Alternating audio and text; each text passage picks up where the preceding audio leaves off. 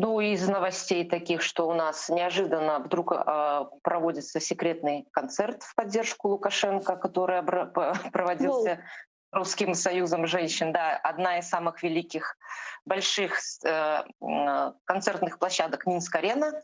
Туда мы даже не знаем, там журналисты пытались узнать, кого привозят. Привозили автобусами, видимо, с регионов, с областей, приверженцев действующего президента. Ну и в эти минуты как раз и проходит этот концерт. А разве таких много? Разве такие остались в Беларуси? Ну, как видите, остались. То есть, ну, у нас, например, могут государственные предприятия просто по безнарядке им сказать: вот от вашего предприятия 100 человек, от вашего предприятия 50 человек, Мгм. контрактная система, и люди просто не могут отказаться из-за угрозы потери работы. Очень похоже на временно оккупированный Крым, куда на выборы тоже Ну, заставляют идти, угрожая, что лишатся работы. Ну, вы знаете, можно в некоторой степени проводить такие параллели, что, например, с такой же злостью, как бы силовые органы срывают с домов бело-красно-белые флаги, которые сейчас очень популярны среди населения.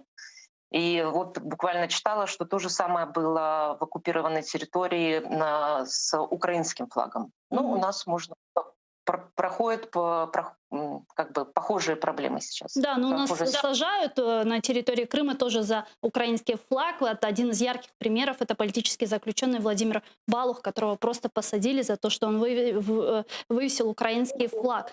Вот что я хотела спросить. Вот Тихановская, она пообещала Александру Лукашенко гарантии личной безопасности, если он сам оставит пост президента Беларуси. Вот как вы считаете, это вообще важное высказывание для Лукашенко и для его окружения, учитывая, что он неоднократно говорил, что власть отдавать он не собирается?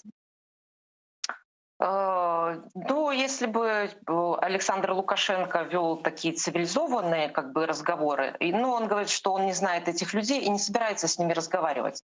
И думаю, что другой бы человек, может быть, прислушался к этому, что может уйти как бы с гарантиями безопасности, где-то там пересидеть в Ростове, в другом месте, неважно. Но думаю, что это не сподвигнет его на этот шаг. И просто так он не уйдет с этого поста. И этому есть много подтверждений. А что То есть будет, по-вашему? Чем это даже все тот же закончится? его визит к Путину, Да. он получил там необходимую поддержку и какие-то необходимые гарантии.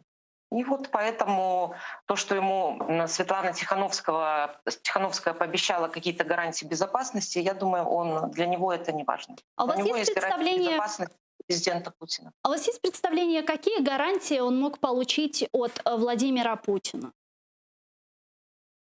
Ну, к сожалению, встреча проходила в закрытом режиме, и там, например, какие-то высказывания проскакивают. Там вот, если вы слышали, были, например, что он просил у Путина дополнительное оружие, а потом Песков сказал, что нет, об этом разговора не было. То есть можно просто догадываться. Мгм. Но уже все в курсе, что подписываются документы, осталась последняя дорожная карта о сотрудничестве Беларуси и России. Вполне возможно, там были какие-то гарантии, что более плотно будет потеря не политического суверенитета, но хотя бы экономического суверенитета может нам угрожать.